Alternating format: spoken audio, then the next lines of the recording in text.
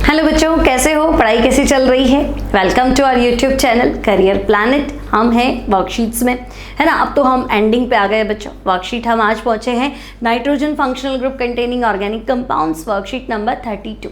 तो अब हमारे पास एक ही चैप्टर बाकी रहेगा, इसके बाद स्टीरियोकेमिस्ट्री। ठीक है, तो पूरे सिलेबस की वर्कशीट्स हमने कंप्लीट कर ली है लगभग। ठीक है, तो मेरे हिसाब से 90% तैयारी फिर से हो गई होगी। तो एक बार आपने क्वेश्चन बैंक सॉल्व कर लिया, वर्कशीट सॉल्व कर ली, तो मान के चलो बहुत अच्छी तैयारी हो रखी है।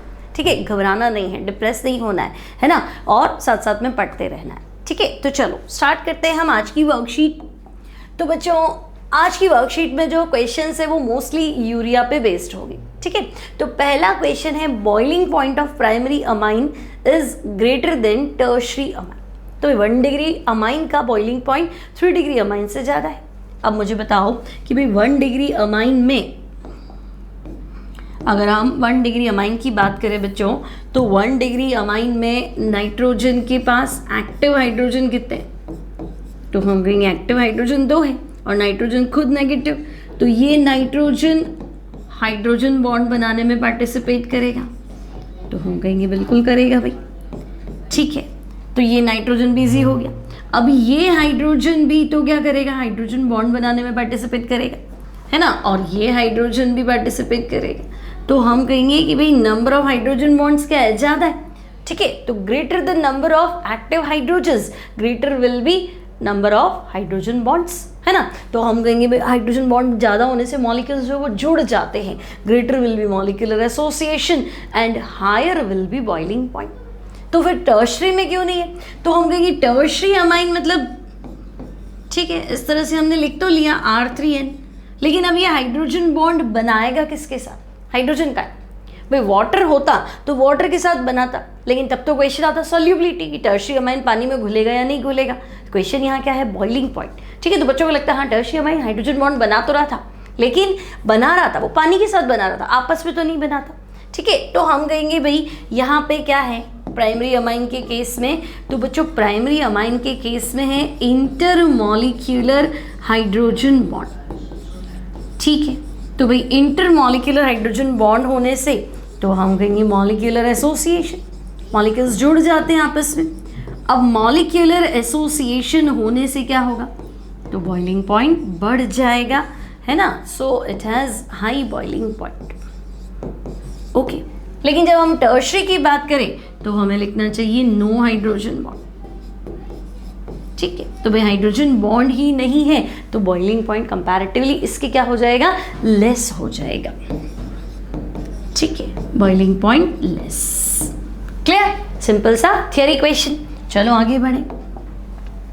नेक्स्ट क्वेश्चन है बच्चों, what is the biuret test for urea? Explain with chemical reaction. तो आपको क्या करना है? यूरिया का बाईयूरेट टेस्ट लिखना है और केमिकल रिएक्शन भी लिखनी है। ठीक है, अब बाईयूरेट टेस्ट क्या था? तो हम कहेंगे यूरिया प्लस यूरिया, है ना। इफेक्ट ऑफ टेम्परेचर पढ़ा था हमने, यूरिया को 155 डिग्री सेंटीग्रेड पे गर्म कर दो। ठीक है, बाईयूरेट मतलब 2 यूरिया हुआ ना, तो urea when heated at 155 degree centigrade, ठीक है, तो क्या हो जाएगा? तो हम कहेंगे कि भाई ये अमोनिया एलिमिनेट कर देगा और कंपाउंड बन जाएगा, और जो कंपाउंड है उसका नाम क्या है? बाईयूरेट। ठीक है, तो भाई NH2 C double bond O, then NH C double bond O NH2। ठीक है, तो when urea is heated at 155 degree centigrade it forms a white crystalline solid. ये जो आपके पास बना है वाइट क्रिस्टलाइन सॉलिड, इसे हम कहते हैं बाईयूरेट। ठीक है, अब ये टेस्ट कैसे है? तो बच्चों ये जो हमने बनाया है बाईयूरेट, जो हमने बनाया है, अगर हम इसमें क्या मिलाएं? तो अगर हम इसमें मिलाएं एल्केलाइन कॉपर सल्फेट सॉल्यूशन, ठीक है, तो जैसे ही हम इसमें कॉपर सल्फेट का एल्केलाइन सॉल्यूशन मिलाएंगे तो ये ब्लू वॉयलेट कलर में कन्वर्ट हो जाएगा। ठीक है, तो इस टेस्ट को क्या कहते हैं? तो इस टेस्ट को हम कहते हैं बच्चों बाईयूरेट टेस्ट। क्लियर? सिंपल टेस्ट है ये भी। Now give the reaction of urea with, तो आपको यूरिया की केमिकल रिएक्शंस लिखनी है। पहली रिएक्शन तो भी आपको यूरिया को रिएक्ट करना है विद फॉर्मल्डिहाइड। तो देखो यूरिया को मैं ऐसे लिख देती हूँ एक्टिव हाइड्रोजन के साथ NH2 C double bond O and NH2, ठीक है, दिस इज यूरिया। रिएक्ट किससे करना है? फॉर्मल्डिहाइड। फॉर्मल्डिहाइड होता है एक कार्बन वाला एल्डिहाइड यानी HCHO, ठीक है। तो भाई HCHO को बंद करके लिख देते हैं तो CH2O CH2, ठीक है। तो बच्चों CH2O मतलब वही है C डबल बॉन्ड O, ठीक है ना, H और H। अब आपको पता है ये इस तरह से टूट जाएगा तो ये नेगेटिव और ये क्या हो गया? पॉजिटिव। तो भाई ये यूरिया का एक्टिव हाइड्रोजन है तो ये कार्बन आपका पॉजिटिव नाइट्रोजन के साथ बॉन्ड बना लेगा। सिमिलरली ये भी बॉन्ड ब्रेक हो जाएगा और कार्बन नाइट्रोजन के साथ बॉन्ड बना लेगा। तो हमारा जो कंपाउंड है that is like this. Urea तो है लेकिन इसमें कुछ एंट्री हो चुकी है, किसकी? तो फॉर्मल्डिहाइड की। तो या तो आप लिख दो फॉर्मल्डिहाइड यूरिया, ठीक है, आगे पॉलीमराइज भी होता है ये, है ना, यूरिया फॉर्मल्डिहाइड बनाता है। या फिर आप लिख दो हाइड्रोक्सी मिथाइलेटेड यूरिया। भाई OH ग्रुप क्या है? हाइड्रोक्सी, मिथाइल भी है तो मिथाइलेटेड मतलब दोनों साइड एंट्री हो चुकी है और यूरिया, ठीक है। या बिस हाइड्रोक्सी मिथाइल और यूरिया लिख दो। भाई इधर भी हाइड्रोक्सी मिथाइल है उधर भी हाइड्रोक्सी मिथाइल है, सो बिस यानी 2 बार। कौन 2 बार है? तो हम कहेंगे हाइड्रोक्सी मिथाइल 2 बार है, तो बिस hydroxy methyl and you can write here urea, ठीक है। Now what happens when urea reacts with hydrazine? तो बच्चों हाइड्रोजीन अच्छा रिड्यूसिंग एजेंट है, NH2 सिंगल बॉन्ड NH2, है ना, और रॉकेट प्रोपेलेंट, है ना, रॉकेट में एज अ फ्यूल भी काम आता है हाइड्रोजीन, ठीक है। तो हम कहेंगे भाई यूरिया को जब हम हाइड्रोजीन के साथ ट्रीट करते हैं, ठीक है, तो भाई हाइड्रोजन छोड़ देगा, ये अपना नेसेंट या एक्टिव हाइड्रोजन छोड़ देगा तो ये अमोनिया बाहर आ जाएगा। अब जो कंपाउंड बनता है बच्चों दिस इज सेमी कार्बेजॉइड, ठीक है। ये जो कंपाउंड बना है यूरिया की रिएक्शन किससे कराई है? Hydrazine NH2 single bond NH2, तो जो फाइनल आंसर है that is semicarbazide, okay, तो semicarbazide. Now what happens? Urea reacts with malonic acid, ठीक है। तो बच्चों यूरिया की रिएक्शन मेलोनिक एसिड से कराओ, तो यूरिया और मेलोनिक एसिड। मेलोनिक एसिड होता है बच्चों 3 कार्बन वाला डाई कार्बोक्सिलिक एसिड, तो this is malonic acid, okay. Now urea की रिएक्शन आपको करानी है मेलोनिक एसिड से, NH2 C double bond O और NH2, ठीक है। अब क्या होगा? तो बच्चों यहाँ से वाटर एलिमिनेट कर दो, है ना, और यहाँ से भी वाटर एलिमिनेट कर दो। तो जब यूरिया मेलोनिक एसिड से रिएक्ट करेगा, ठीक है, तो मेलोनल यूरिया बना दे क्या इन प्रेजेंस ऑफ POCl3। तो मेलोनिक एसिड यूरिया मिलके क्या हो जाएगा? मेलोनल यूरिया। या फिर बच्चों ये एक स्पेशल क्या कह सकते हैं, मेडिसिन भी है, ठीक है। CH2 CO लिख दिया, then NH and again C double bond, ठीक है। तो बच्चों ये एज अ ट्रैंक्विलाइजर काम आता है। अब ट्रैंक्विलाइजर क्या होता है? तो मेंटल स्ट्रेस को कम करने के लिए या जो मेंटल पेशेंट्स हो जाते हैं उनको देने के लिए एक दवाई है ट्रैंक्विलाइजर, उनको शांत करने के लिए, ठीक है। तो थोड़े से स्लीपिंग पिल्स वाले भी कैरेक्टर्स होते हैं इसमें, तो आपको याद रखना है, इंपॉर्टेंट क्वेश्चन रहेगा बोर्ड एग्जाम्स में। सो आप या तो लिख दें मेलोनल यूरिया या फिर बच्चों आप इसे क्या लिखेंगे? तो आप इसे लिखेंगे बार्बिट्यूरिक एसिड, ठीक है। तो मेलोनल यूरिया, बार्बिट्यूरिक एसिड, और काम क्या आता है? तो भाई काम आता है एज अ ट्रैंक्विलाइजर, ठीक है। चलो आगे बढ़े। तो right the aliphatic amines in increasing order of their basicity and give short note on basicity. तो बच्चों मैंने आपको बताया था अमाइंस का बेसिक स्ट्रेंथ या तो आपको लिखना है 213 या आपको लिखना है 231, ठीक है। अच्छा कहाँ? तो बच्चों ये एक्वा सॉल्यूशन की बात चल रही है ना। गैसियस स्टेट में अगर बात करोगे तो अमाइन का बेसिक स्ट्रेंथ ऑर्डर 3 to 1 होता है, लेकिन एक्वस सॉल्यूशन में या तो 213 या 231 याद रखना है। अब दोनों ही दे दिए तो आप कहोगे भाई मिथाइल है तो फर्स्ट वाले को फॉलो करेगा, और अगर इथाइल है तो सेकेंड वाले को फॉलो करेगा। तो मिथाइल है तो 213 और अगर इथाइल है तो 231। ठीक है, क्यों? तो हम कहेंगे कि भाई देखो इसमें 3 फैक्टर काम करते हैं, है ना। बेसिक स्ट्रेंथ की वजह क्या है, इस ऑर्डर की रीजन क्या है, तो हम कहेंगे there are 3 factors to affect 3 factors to affect basic strength of amines। ठीक है, तो भाई अमाइंस की बेसिक स्ट्रेंथ को अफेक्ट करने के लिए 3 फैक्टर थे। कौन कौन से? तो देखो, एक तो एक्वस सॉल्यूशन में है ना, अमाइंस इन एक्वस सॉल्यूशन। ठीक है, पूरी बात ही एक्वस सॉल्यूशन की है। गैसेस में तो कोई दिक्कत नहीं, आई इफेक्ट से आप अपना आंसर दे दो। तो आई इफेक्ट सबसे ज़्यादा किस में होगा, जहाँ सबसे ज़्यादा एल्काइल ग्रुप होंगे। सबसे ज़्यादा एल्काइल ग्रुप का होंगे, आप कहेंगे 3 डिग्री अमाइंस में, तो 3 to 1। ठीक है, लेकिन एक्वस सॉल्यूशन में बच्चों 3 चीज़ें अफेक्ट करती है। एक तो प्रोटोनेशन या हाइड्रेशन, तो हम कहेंगे एक तो प्रोटोनेशन इफेक्ट तो करता ही है। आई इफेक्ट में तो कोई दिक्कत ही नहीं है, तो आई इफेक्ट। और दूसरा बच्चों एक्वा सॉल्यूशन में क्या होता है, तो मॉलिक्यूल इतने ज़्यादा दूर दूर भी नहीं पास होते, तो पास होते तो 3 एल्काइल ग्रुप है, फिर प्रोटॉन जाके कनेक्ट होगा, तो 3 एल्काइल ग्रुप की वजह से हिंड्रेंस बहुत ज़्यादा आ जाता है ना। तो ऐसा मानना है कि भाई स्टेरिक हिंड्रेंस की वजह से टर्शरी जो है वो लीस्ट बेसिक होना चाहिए, लेकिन आई इफेक्ट कहता है कि नहीं, टर्शरी जो है वो मोस्ट बेसिक होना चाहिए। अब जैसे जैसे एल्काइल ग्रुप का साइज बढ़ता है आई इफेक्ट डोमिनेंट होता है। तो भाई जैसे आर इथाइल मिथाइल से इथाइल हुआ, आई इफेक्ट डोमिनेंट हुआ, तो आई क्या कहता है 3 to 1, तो हमने 3 को आगे ले लिया। और अगर छोटा है तो फिर आई इफेक्ट डोमिनेंट नहीं है, तब प्रोटोनेशन इफेक्ट डोमिनेंट है, तो फिर हमने 3 को पीछे कर दिया। ठीक है, तो protonation effect plus I effect और एक फैक्टर जो है दैट इज स्टेरिक हिंड्रेंस। तो भाई ये 3 फैक्टर जो हैं ये बेसिक स्ट्रेंथ को बहुत ज़्यादा क्या करते हैं, अफेक्ट करते हैं। क्लियर?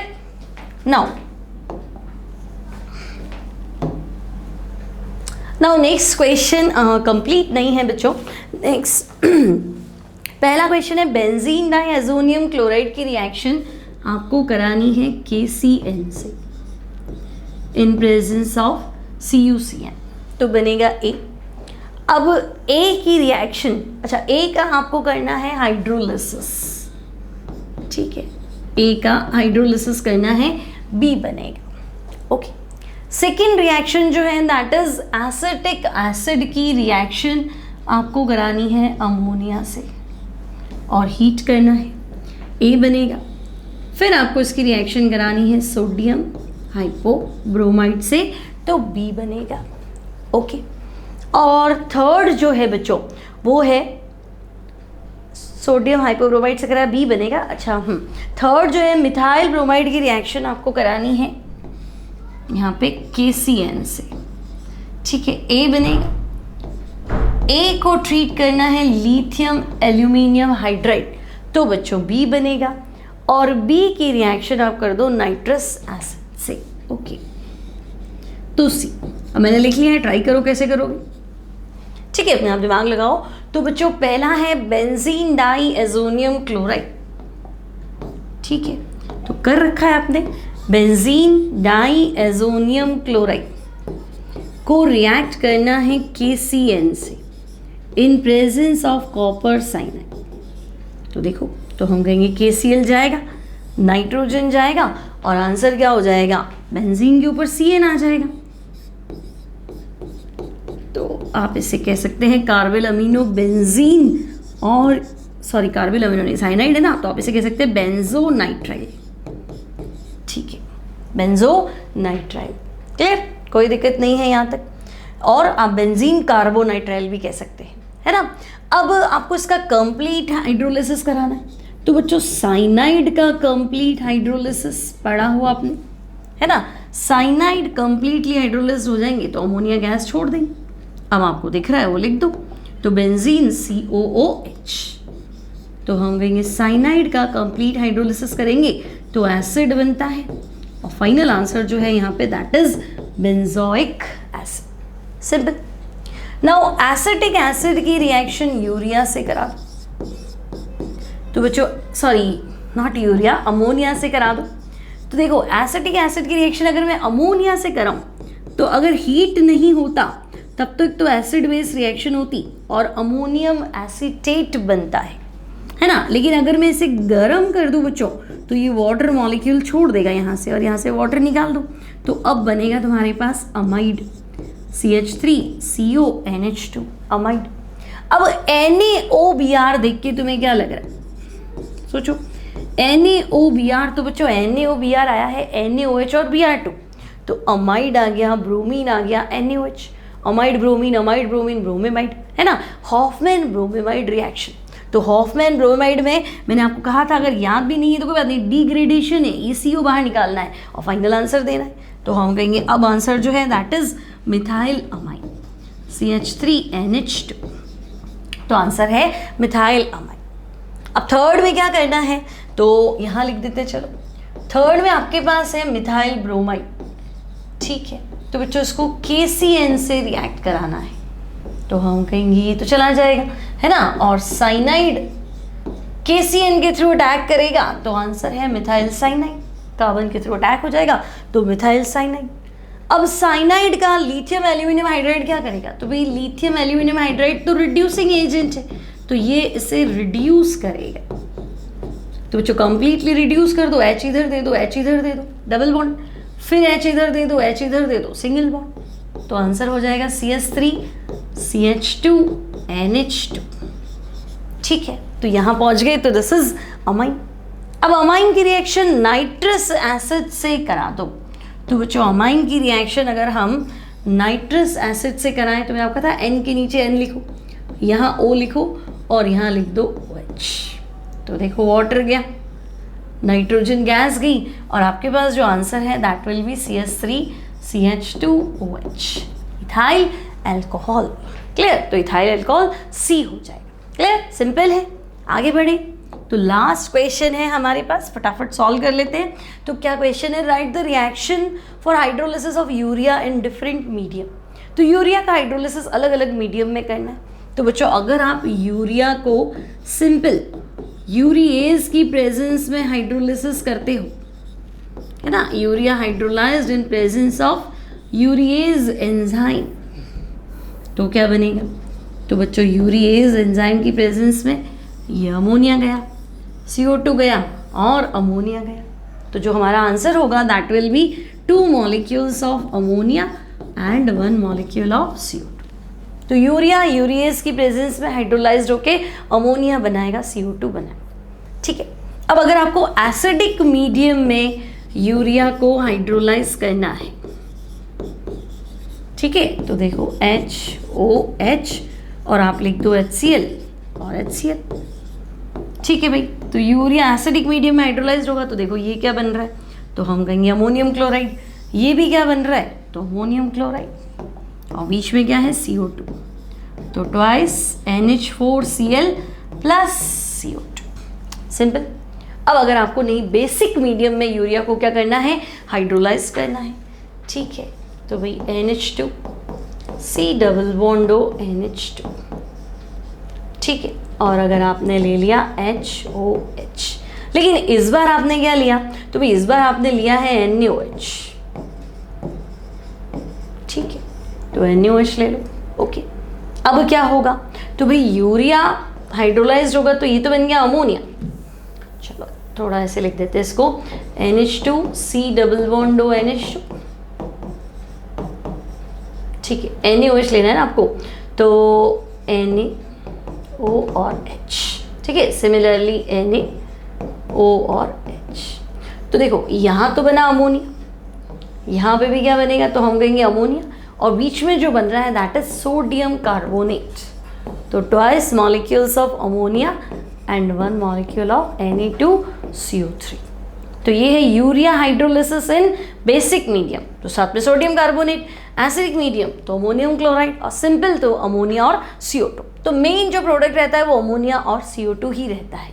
तो this is different hydrolysis of urea in different medium, तो सिंपल है। है ना। तो बच्चों यहाँ कंप्लीट हो गया हमारा functional group nitrogen containing organic compound, ठीक है, नाइट्रोजन कंटेनिंग ऑर्गेनिक कंपाउंड्स, ठीक है। तो अब हम मिलेंगे नेक्स्ट लेक्चर में नया टॉपिक के साथ, वो रहेगा stereochemistry. Till then keep studying, take care and good bye.